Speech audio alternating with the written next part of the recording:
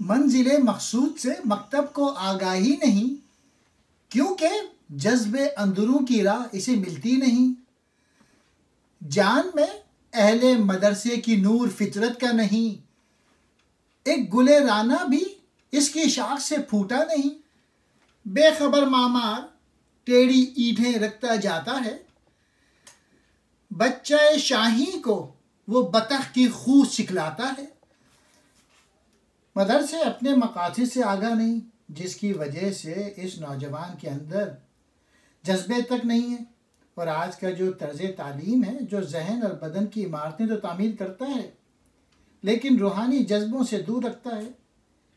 इस तर्ज तालीम और आज के उस्ताद ने इन नौजवानों की जानों से नूर फितरत बिल्कुल धो डाला है, जिसकी वजह से इस मदरसे की शाख से एक भी शादाब फूल नहीं खिला।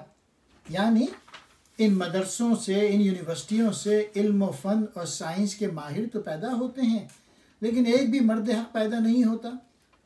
हमारा मामार यानी उस्ताद ईंट ही टेढ़ी रखता है। जब ईंट ही टेढ़ी होगी तो आसमान तक दीवार भी टेढ़ी जाएगी।